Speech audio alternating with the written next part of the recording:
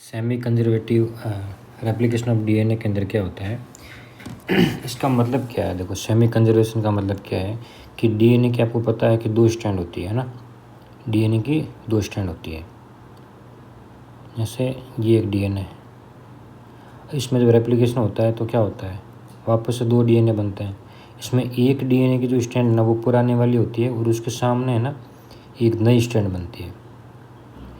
तो एक पुरानी स्ट्रैंड है उसके सामने नई स्ट्रैंड बनती है, उसी को क्या बोलते हैं, सेमी कंजर्वेटिव रेप्लिकेशन बोलते हैं। देखो जो लिखा हुआ है, व्हेन डीएनए रेप्लिकेट, जब डीएनए रेप्लिकेशन होता है तो each new DNA molecules contain one old strand and one new strand. तो इसमें क्या होता है, एक पुरानी स्ट्रैंड होती है और दूसरी नहीं होती है। इस प्रोसेस को क्या बोलते हैं, सेमी कंजर्वेटिव रेप्लिकेशन बोलते हैं। अब इस चीज़ को अपन क्या करेंगे, एक एक्सपेरिमेंट किया था, उस एक्सपेरिमेंट के बेस पर समझते हैं। तो क्वेश्चन ये आ सकता है कि एक्सपेरिमेंट किस पर किया, तो आपको ध्यान रखना है कि ई कोली बैक्टीरिया जो है ना, इस पर सबसे पहले एक्सपेरिमेंट किया गया।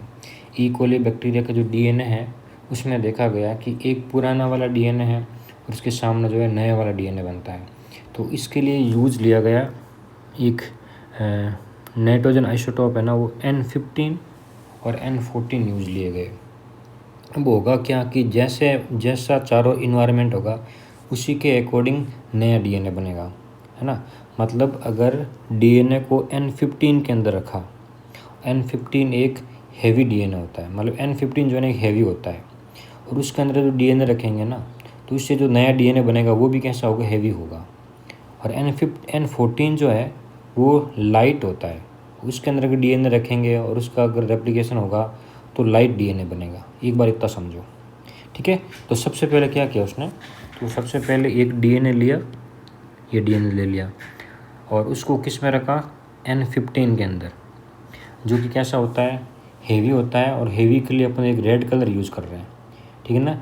इस डीएनए को लिया और उसको एक हेवी आइसोटोप N15 के अंदर रख लिया। आपको पता है डीएनए अगर अंदर डाल देंगे तो कुछ टाइम बाद वो अपना काम शुरू कर देगा, यानी कि वो रेप्लिकेशन करना शुरू कर देगा। तो यही वहाँ उसमें रेप्लिकेशन शुरू हो गया। लेकिन 20 मिनट बाद, ठीक है ना, 20 मिनट बाद ही क्या किया, उसके अंदर N14 ऐड कर दिया। और N14 क्या होता है, लाइट डीएनए होता है, ठीक है। अब देखो यहाँ देखो एक मिनट आप, कि ये आपका एक डीएनए है और उसको जो है हेवी के अंदर रखा हुआ है, हेवी यानी कि N15 के अंदर रखा हुआ है, और उसकी वजह से जो डीएनए बनता है पूरा हेवी हो जाता है, ये रेड कलर का। फिर 20 मिनट तक रखा, उसके बाद साथ साथ उसमें क्या ऐड कर दिया, N14 यानी कि लाइट वाला उसके अंदर ऐड कर दिया। लेकिन इसमें क्या, 20 मिनट बाद ये रेप्लिकेशन करना शुरू कर देता है, तो इसमें रेप्लिकेशन हुआ। देखो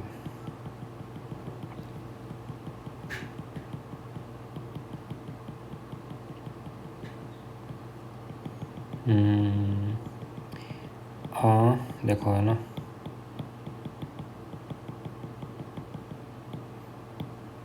ठीक है, इसमें रेप्लिकेशन शुरू हुआ। चलो ये करना पड़ेगा, रेप्लिकेशन शुरू हुआ तो क्या हुआ, ये दोनों स्टैंड एक दूसरे से अलग हो गई। तो इस तरीके से ये दोनों स्टैंड जो है ना एक दूसरे से अलग हो गई। अब इन्वायरमेंट कौन सा है, इन्वायरमेंट देखो N15 की वजह से हेवी हो चुकी है, इसकी वजह से रेड कलर का मतलब क्या है, हेवी। तो ये हेवी हो गई है। अब इसके सामने, इसके साथ साथ इसमें ऐड क्या कर दिया, N14। और N14 जो है, आप ध्यान रखना, N14 आपका लाइट है।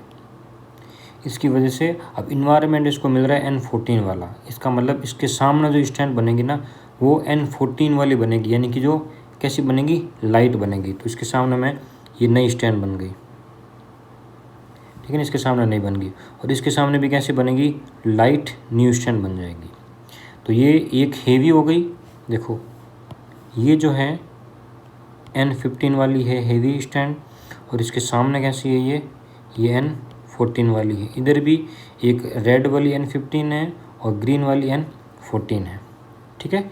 अब क्या होगा कि इसको कंटिन्यू और रखा अंदर, मतलब अगले 40 मिनट तक उसको वहीं रखा। तो भाई डीएनए का तो एक नेचर है कि वो क्या करेगा, अपना आप को रेप्लिकेशन करेगा।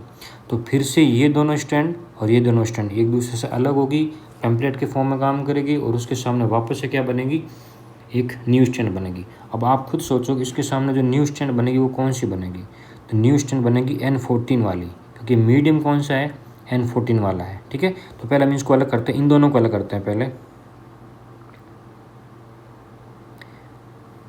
दोनों को अलग किया तो एक तो कैसी है रेड, तो मैं ये रेड बना देता हूँ, ये रेड अलग हो गई। और इसके सामने कैसी है ग्रीन, ये जो है ग्रीन अलग हो गई है। इसको भी अलग करते हैं, तो दोनों ये रेड वाली अलग हो गई और ग्रीन वाली भी क्या हो गई, अलग हो चुकी है। अब इसके सामने स्टैंड कौन सी बनेगी, ये बात ध्यान रखने वाली है। तो इसके सामने जिस मीडियम में रखा हुआ है ना, वैसी ही स्टैंड बनेगी। मीडियम कैसा है N14, यानी कि लाइट स्टैंड बनेगी। और लाइट स्टैंड के लिए हमने जो कलर लिया है वो कैसा लिया है, ग्रीन कलर लिया है ना। और हेवी के लिए कैसा लिया है, रेड कलर। तो इसके सामने सारी की सारी न्यू स्टैंड बनेगी, वो ग्रीन कलर की बनेगी। जैसे ये न्यू स्टैंड बन गई, इसके सामने ये वापस न्यू स्टैंड बन गई, इसके सामने ये न्यू स्टैंड बन गई, और ये न्यू स्टैंड बन चुकी है। इस तरीके से एक डीएनए से 2 डीएनए बने, रेप्लिकेशन हुआ, और फिर 40 मिनट तक और रखा तो इन दोनों में वापस से अगेन रेप्लिकेशन होता है और 4 न्यू स्टैंड बनती है। उसके सामने जो है N14 मीडियम होने की वजह से इसके सामने लाइट वाली स्टैंड बन रही है। तो इसमें क्या प्रूफ होता है कि ई कोली बैक्टीरिया के डीएनए को जैसे मीडियम में रखते हैं वैसे इसके सामने स्टैंड बनती है, यानी कि। और दूसरी सबसे इम्पोर्टेंट बात सामने आती है वो ये है कि इसमें एक ओल्ड स्टैंड होती है और उसके सामने जो है न्यू स्टैंड बनती है।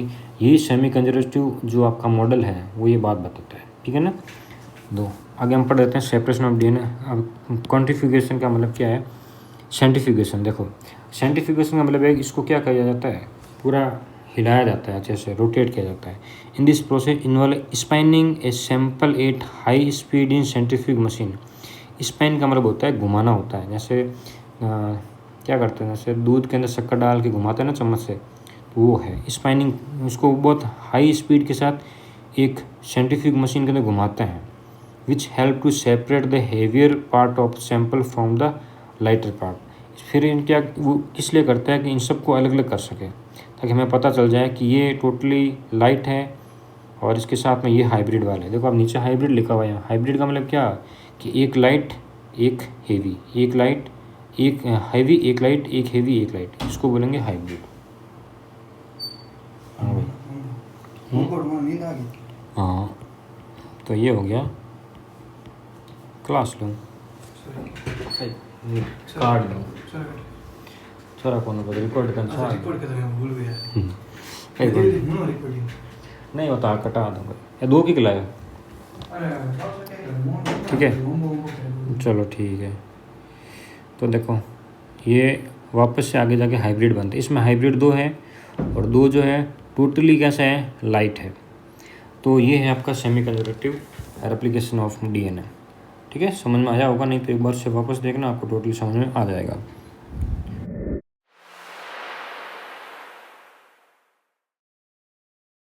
चलो अभी लेक ओपेरॉन पर बात करते हैं। और लेक ओपेरॉन को समझने से पहले आपको है ना एक छोटा सा कॉन्सेप्ट दिमाग में क्लियर करना होगा। देखो हम बात करें एक बैक्टीरिया की जिसका नाम है ई कोलाई। मैं यहाँ बना रहा हूँ, ये एक बैक्टीरिया है जिसका नाम है ई कोलाई। देखो दुनिया में जो भी एनिमल है ना उसको एनर्जी की ज़रूरत होती है, चाहे ह्यूमन हो चाहे कोई ये बैक्टीरिया हो। तो इसको भी जब एनर्जी की ज़रूरत होती है तो उसके बॉडी में ग्लूकोज होता है, ठीक है। और ये क्या करता है, इस ग्लूकोज को ब्रेक करेगा और उससे क्या बनेगी, एनर्जी बन जाएगी। ये नॉर्मल चलता है, लेकिन कभी कभी क्या होता है बॉडी के अंदर इस ग्लूकोज की कमी हो जाती है, ग्लूकोज ख़त्म हो जाता है, ये ग्लूकोज है नहीं। ऐसे में उसको एनर्जी चाहिए, तो एनर्जी कहाँ से मिलेगी। ऐसे में क्या करता है, जो बाहर गैलेक्टोज है ना, उस गैलेक्टोज को बाहर लैक्टोज को लेना शुरू कर देता है। और जब लैक्टोज बॉडी के अंदर आता है तो उस लैक्टोज को ब्रेक करके एनर्जी बनाने के लिए एक एक्स्ट्रा एंजाइम की ज़रूरत पड़ती है, ठीक है। और वो एंजाइम कहाँ से मिलेगा, उसके लिए अपन क्या पढ़ रहे हैं, लेक ओपेरॉन पढ़ रहे हैं। समझ गए बात को। बॉडी में ग्लूकोज कम होता है तो बाहर से क्या लेता है, लैक्टोज लेता है। जब तक बॉडी में ग्लूकोज होता है तो ब्रेक होता है, एनर्जी बनती रहती है। लेकिन जब ग्लूकोज कम होता है ना तो इन्वायरमेंट से लैक्टोज लेना शुरू कर देता है। लेकिन लैक्टोज को ब्रेक करना उतना आसान नहीं है, उसके लिए एक एंजाइम चाहिए। और उस एंजाइम का नाम है बीटा गैलेक्टोसाइडेज एंजाइम। ठीक है, अब ये एंजाइम ये कैसे बनाएगा, ये सब हम लेक ऑपेरन के अंदर पढ़ते हैं। ठीक है, तो अभी हम शुरू करते हैं इसको। लेक ऑपेरन की शुरुआत अपन को यहाँ से करनी है। अगर क्वेश्चन ये आ जाता है कि ये जो एक्सपेरिमेंट है वो किसने दिया है, तो जैकब और मोनार्ड, दो वैज्ञानिक थे, उन्होंने दिया है। इसमें क्या होता है, E coli its main job is to help break down a sugar called lactose. ठीक है, वो क्या करता है, एक लैक्टोज को ब्रेक डाउन करता है एनर्जी के लिए, जो भी अभी हमने पढ़ा है। एक तो बात तो आपको ये ध्यान रखनी है। फिर नीचे आ जाओ कि ओपेरॉन क्या होता है। तो ओपेरॉन क्या है, एक arrangement where multiple genes are controlled by a single promoter is called a operator. क्या बोल रहा है, मल्टीपल जीन्स। अब मल्टीपल जीन्स कौन से हैं, तो देखो इधर आ जाओ, यहाँ पर मल्टीपल जीन 3 जीन्स प्रेजेंट है, जेड, वाई और ए। ये मल्टीपल जीन है और तीनों जो हैं एक ही प्रमोटर के द्वारा कंट्रोल होते हैं। इस पी प्रमोटर के द्वारा तीनों कंट्रोल होते हैं और इसी को क्या बोलते हैं, लेक ऑपेरॉन बोलते हैं। देखो लिखा हुआ है multiple gene are control by a single promoter. Promoter मतलब पी, ये रहा प्रमोटर है, इसके द्वारा तीनों कंट्रोल होता है। देखो ये है आपका डीएनए है ना, और डीएनए के ऊपर क्या है, जीन है। हमने ट्रांसक्रिप्शन में पर क्या पढ़ा है, डीएनए से क्या बनता है, एमआरएनए बनता है, और एमआरएनए से क्या बनता है, प्रोटीन बनता है। तो ये एक डीएनए है, डीएनए के सेगमेंट को इस क्या बोलते हैं, जीन बोलते हैं। और यहाँ पर 3 जीन प्रेजेंट है। ठीक है ना, कौन कौन से हैं, जेड, वाई और ए। ठीक है, अब तीनों के बारे में थोड़ा थोड़ा सा जान लेंगे, फिर आगे बात करते हैं कि कैसे लैक्टोज प्रेजेंट होता है तो बीटा गैलेक्टोसाइड बनाता है। देखो यहाँ आ जाओ, सीधा हम आ जाते हैं यहाँ पर, lac operon has 4 main genes. ठीक है, यहाँ पर 3 जीन्स के बारे में बात करेंगे। एक जीन होता है जिसको बोलते हैं आई जीन। ठीक है ना, यहाँ ये रहा आपका आई जीन। आई जीन क्या करता है, अब जीन है तो एमआरएनए बनाएगा, और आई जीन जिस एमआरएनए बनाता है उसका नाम है रिप्रेसर एमआरएनए। सारी बातें कनेक्ट हो जाएगी, एक बार आप देखते जाओ, है ना। फिर बचते हैं जेड जीन, वाई जीन और ए जीन, जिसको आपने ज्या करके याद किया था। ठीक है ना, पहले बात करते हैं जेड जीन। तो जेड जीन एक एंजाइम बनाता है जिसका नाम है बीटा गैलेक्टोसाइडेज एंजाइम, बस इतना ही ध्यान रखना है। ये क्या काम करता है, लैक्टोज को ब्रेक करता है और क्या बनाता है, एनर्जी बनाता है। ठीक है ना, लैक्टोज कब आएगा, जब ग्लूकोज नहीं होगा। ठीक है, और उसी टाइम ये एंजाइम बनेगा। ठीक है, दूसरा है वाई जीन। ये वाई जीन जो है एक एंजाइम बनाता है जिसका नाम है परमेज, और ये क्या करता है, ई कोली की जो वॉल है, सेल वॉल होती है, उसको परमेबल बनाता है ताकि ये आपका लैक्टोज बॉडी के अंदर आ सके। ठीक है ना, ये लैक्टोज बॉडी में आएगा तभी इसको किसकी ज़रूरत पड़ेगी, बीटा गैलेक्टोसाइडेज की ज़रूरत पड़ेगी। तो इसको जो इसकी वॉल को परमेबल कौन बनाता है, परमेज एंजाइम बनाता है। ए के बारे में आपको ध्यान रखना है, ट्रांस एसिटाइलेज नाम का एक एंजाइम होता है। इसका क्या फंक्शन होता है यहाँ पर कुछ क्लियर है नहीं ना, अभी तक कुछ पता चला है। ठीक है, अब हम सीधा आ जाते हैं। देखो आपको एग्जाम में लिखना क्या क्या वो बता देता हूँ। एक तो आपको लेक ऑपेरॉन की डेफिनेशन बतानी है, यह दे रखी है ऑपेरॉन। ये क्या है, मल्टीपल जीन्स है। अभी हमने बात कर दी 4 जीन थे मल्टीपल। ठीक है ना, और सबके अलग अलग काम होता है, वो हमने पढ़ लिया है। ये सारे जीन जो है multiple gene control by a single promoter. देखो ये मल्टीपल जीन है, एक सिंगल प्रमोटर के द्वारा कंट्रोल हो रही है, उसी को क्या बोलते हैं, ऑपेरॉन बोलते हैं। बस फिर यहाँ आ जाओ सीधा, और आपको तीनों एंजाइम के बारे में बताना है। फिर आपको अपनी बात शुरू कर देनी है। तीनों के बारे में सिर्फ डैश करके सिर्फ एंजाइम का नाम लिख दो, बीटा गैलेक्टोसाइडेज, परमेज और ट्रांस एसिटाइलेज। फिर हम आ जाते हैं प्रोसेस पर कि भी होता क्या है। देखो ये है आपका एक डीएनए है, इसके ऊपर आई जीन है। 4 जीन के बारे में बात की है, एक जीन आई जीन और 3 है जेड, वाई, ए। तो सबसे पहला क्या होगा, ये आई जीन है तो जीन डीएनए के द्वारा क्या बनता है, एमआरएनए। और ये जो एमआरएनए बनाता है, ये जो एमआरएनए बनाता है उसका नाम है रिप्रेसर एमआरएनए। ठीक है, और जीन पर ट्रांसक्रिप्शन शुरू होता है तो कहाँ से कौन शुरू करता है, प्रमोटर शुरू करता है। तो ये रहा प्रमोटर, इस प्रमोटर के द्वारा क्या होगा, ट्रांसक्रिप्शन शुरू होगा और क्या बनेगा, एमआरएनए बनेगा, मतलब ट्रांसक्रिप्शन हो गया। अब एमआरएनए से क्या बनता है, प्रोटीन बनता है जिसको हम ट्रांसलेशन बोलते हैं। तो ये बन गया प्रोटीन जिसका नाम है रिप्रेसर प्रोटीन। देखो ये है रिप्रेसर एमआरएनए और उससे बनता है रिप्रेसर प्रोटीन। अब प्रोटीन आपका बन चुका है। ठीक है, अब ये जो रिप्रेसर प्रोटीन बना है एक तरह का इनहिबिटर है। यानी कि ये किसी काम को रोकता है, ये ट्रांसक्रिप्शन के प्रोसेस को रोक देता है। ठीक है, तो ये जो प्रोटीन है वो जाकर बाइंड हो जाता है आगे, आपका जो ओपेरॉन है ना इस पर बाइंड होता है।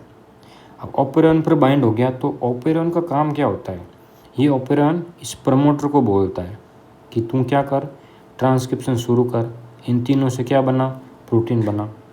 लेकिन जब रिप्रेसर जाकर जुड़ जाता है, रिप्रेसर एक तरह से किसी चीज़ काम को रोकने का काम करता है, रिप्रेसर क्या करेगा, इस ओपेरॉन को रोक देगा। इसकी वजह से ओपेरॉन जो है ना इस प्रोमोटर को नहीं बोल पाता कि तू क्या कर, प्रोटीन को बना। इसकी वजह से ये ट्रांसक्रिप्शन का प्रोसेस रुक जाता है।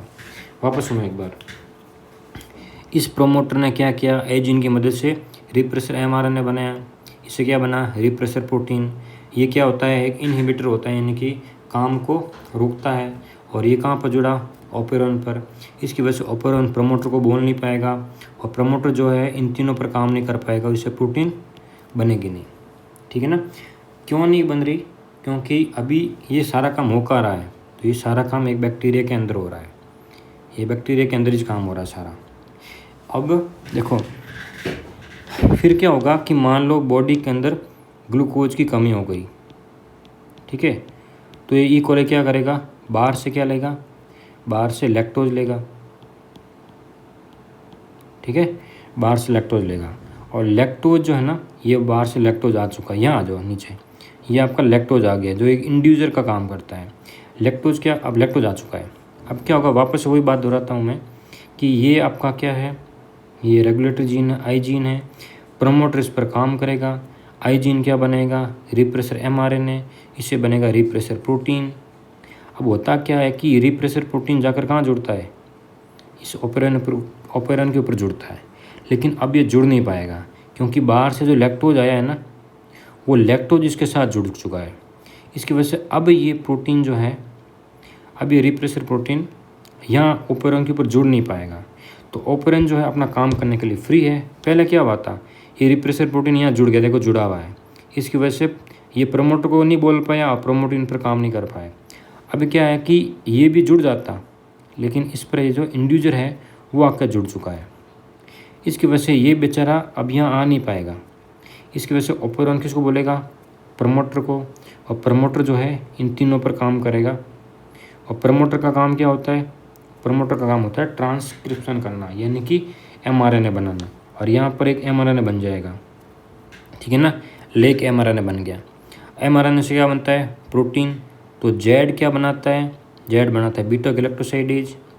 वाई क्या बनाता है, परमीज। ए क्या बनाता है, ट्रांसएसिटाइलेज। ठीक है ना, तीनों प्रोटीन बन चुके हैं। अब आपको क्या चाहिए, आपको चाहिए बीटा गैलेक्टोसाइडेज। क्यों चाहिए, वो इसलिए चाहिए कि इस बैक्टीरिया के अंदर किसकी कमी हो गई, ग्लूकोज की। तो ये बाहर से क्या ले रहा है, लैक्टोज। अब इसने लैक्टोज ले तो लिया, लेकिन इसको डाइजेस्ट कौन करेगा, तो बीटा गैलेक्टोसाइडेज करेगा। तो अब जाके बीटा गैलेक्टोसाइड बन चुका है। अब यह क्या करेगा, ये लैक्टोज को ब्रेक करेगा और इससे क्या बनेगी, एनर्जी बनेगी। बात समझ में आई आपको। ठीक है, थोड़ा सा लंबा प्रोसेस है, एक बार मैं वापस से कर रहा हूँ ना, थोड़ा ध्यान दे देना। कुछ क्लियर हुआ है और कुछ क्लियर हो जाएगा। देखो ये है एक बैक्टीरिया की सेल है, एक बैक्टीरिया है। और इस बैक्टीरिया में जब ग्लूकोज प्रेजेंट होता है तब कोई दिक्कत नहीं है, ग्लूकोज ब्रेक होता है, एनर्जी बनती रहती है और आपका जो बैक्टीरिया है बढ़ता रहता है। ठीक है, मज़े करता है।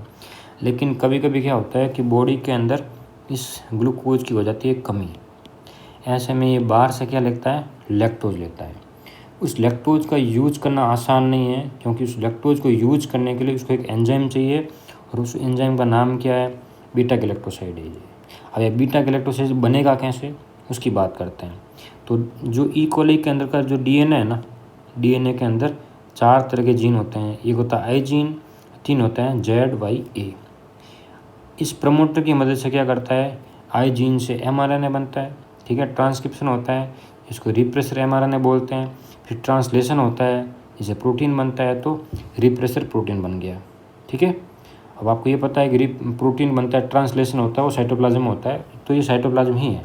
ठीक है, अब ये जो बना है आपका प्रोटीन, ये प्रोटीन का ये किस काम होता है, इसको जाकर इस ऑपेरॉन के ऊपर बाइंड होना है, और ऑपेरॉन पर अगर ये रिप्रेसर प्रोटीन बाइंड हो गया तो प्रमोटर को काम नहीं करने देगा, और प्रमोटर जो है इस जेड से क्या नहीं बना पाएगा, इस बीटा गैलेक्टोसाइडेज नहीं बना पाएगा। अब नहीं बना पा रहा है तो ज़रूरत भी नहीं है, क्योंकि बॉडी में क्या है, ग्लूकोज अधिक मात्रा में है। अब देखो, जब ग्लूकोज की कमी होगी तब बाहर से क्या आएगा, लैक्टोज आएगा। अब जब लैक्टोज बॉडी के अंदर आया फिर तब की बात करते हैं, ठीक है। अब क्या हुआ कि इसका काम है ट्रांसक्रिप्शन, इसने क्या बनाया, रिप्रेसर एमआरएनए, एमआरएनए से बना प्रोटीन, रिप्रेसर प्रोटीन। अब ये यहाँ जाने वाला था, इस ऑपेरन के ऊपर जुड़ने वाला था, तभी इसको कौन पकड़ लेता है, ये जो बाहर से लैक्टोज आया है ना, इसको इंड्यूसर बोलते हैं, ये इसको पकड़ लेता है। और ये देखो यहाँ पर पकड़ लिया इसने, ठीक है, ये यहाँ पर पकड़ा हुआ है, ये ग्रीन कलर का पकड़ के बैठ गया। तो बेचारा ये जो रिप्रेसर प्रोटीन है, इनहिबिटर प्रोटीन है, वो यहाँ जा ही नहीं पाएगा ऑपेरॉन के पास। और ऑपेरॉन क्या करता है, ये आगे मैसेज देता है प्रोमोटर को, जो दे नहीं पाएगा। अब देखो, अगर इंडिविजुअल के साथ जुड़ जाता है तो ये जो आपका रिप्रेसर प्रोटीन है वो ऑपेरॉन के पास जाएगा नहीं, तो आराम से क्या होगा, ऑपेरॉन प्रमोटर को बोलेगा अभी अब आप काम कर लो आराम से, और प्रमोटर क्या करेगा, जेड, वाई और ए तीनों से क्या बनेगा, प्रोटीन बनेगा। जेड से क्या बनेगा, बीटा गैलेक्टोसाइडेज। ये बीटा गैलेक्टोसाइडेज कब बना, जब बॉडी में क्या आया, लैक्टोज आया। अब इस लैक्टोज को तोड़ेगा कौन, ये बीटा गैलेक्टोसाइडेज, और क्या बनेगी, एनर्जी बनेगी, ठीक है। तो इस पूरे प्रोसेस को बोलते हैं लैक एपेरॉन। आपको बस कुछ नहीं ध्यान रखना, थोड़ा सा कॉन्सेप्ट ही है कि 4 तो जीन होते हैं, 2 प्रमोटर होते हैं। प्रमोटर का काम क्या होता है, तो प्रोटीन बनाना होता है। जब रिप्रेसर प्रोटीन के सामने जब इंडिविजुअल नहीं होगा तब तो ऑपेरॉन को रोक देगा, और प्रमोटर से ये प्रोटीन बनेगा नहीं।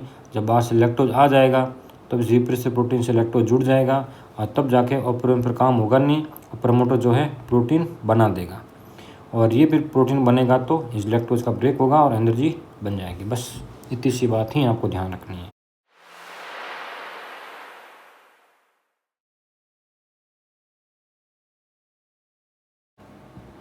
चलिए अब बात करते हैं पीसीआर की, है ना। पीसीआर मतलब पॉलीमरेज चेन रिएक्शन। सबसे पहले समझते हैं कि इसका यूज कहाँ होता है। देखिए, जब किसी को सबूत की ज़रूरत होती है, जैसे किसी इंसान की डेथ हो जाती है और उसके बॉडी के डीएनए का बहुत कम मात्रा में पार्ट मिलता है, डीएनए की सबूत के तौर पर ज़रूरत है लेकिन बहुत कम मात्रा में है, ठीक है, तो उसका एनालिसिस करने से पहले उसकी संख्या बढ़ाई जाती है, ठीक है, फिर उसका एनालाइज किया जाता है। क्योंकि कम मात्रा में डीएनए है तो उसका आप एनालाइज कर नहीं सकते, ज़्यादा मात्रा में डीएनए की ज़रूरत है। तो डीएनए की अमाउंट को बढ़ाने के लिए, उसकी संख्या को बढ़ाने के लिए, एक डीएनए से लाखों की संख्या में डीएनए बनाने के लिए पीसीआर की ज़रूरत पड़ती है ना।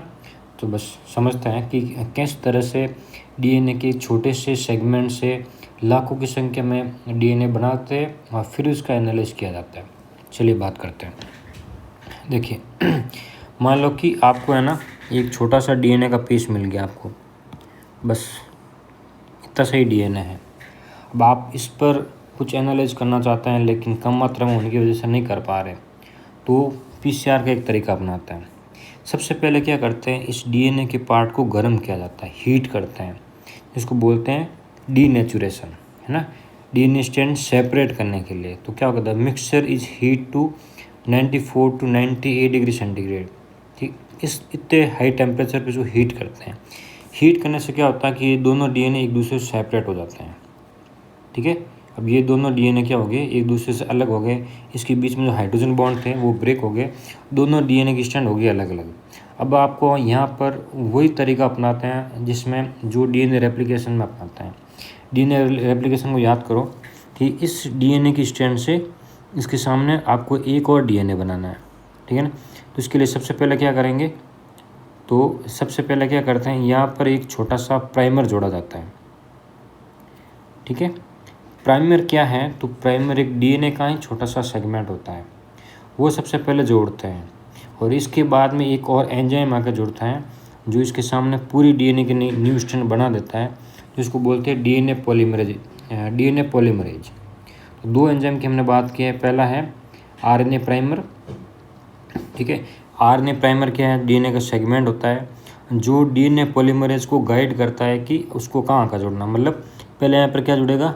प्राइमर जुड़ेगा, इसके बाद में क्या जुड़ेगा? डीएनए पॉलीमरेज, और वो क्या करेगा? इसके सामने पूरी नई स्ट्रैंड बना देगा। इसके सामने भी यही होगा, पहले जुड़ेगा प्राइमर, प्राइमर के बाद क्या जुड़ेगा? डीएनए पॉलीमरेज, और क्या बन जाएगी? एक नई स्ट्रैंड बन जाएगी। तो एक डीएनए से कितने डीएनए बन गए? 2 डीएनए। अब इसको समझ लेते हैं। पहला हो गया डीनेचुरेशन, मतलब क्या करना? दोनों को सेपरेट करना। तो 94 से 98 डिग्री सेंटीग्रेड पर दोनों सेपरेट हो जाते हैं। Break the bond between the 2 DNA strand, DNA की स्ट्रैंड के बीच के जो हाइड्रोजन बॉन्ड होते हैं वो सेपरेट हो जाते हैं।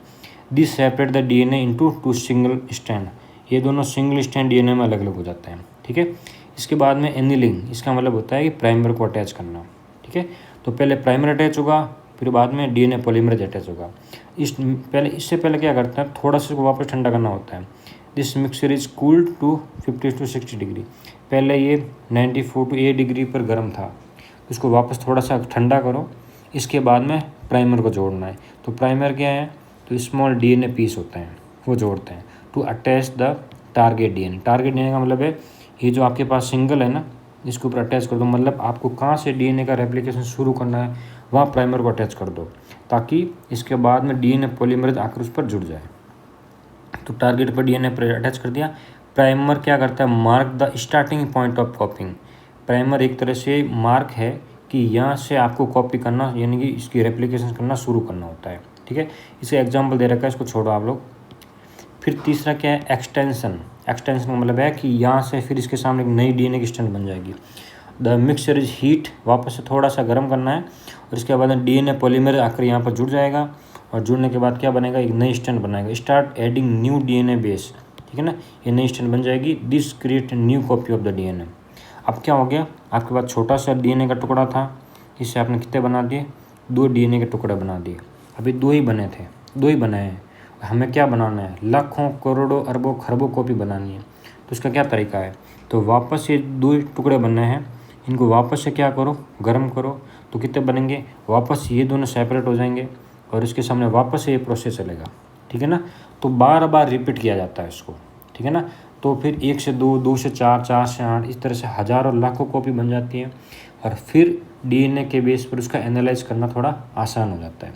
ये तो है लैंग्वेज। यहाँ आ जाओ आप, इसके बात करते हैं डायग्राम की। देखो ये सिंगल टुकड़ा मिला, तो क्या किया? इसको हीट किया, दोनों अलग अलग हो गए।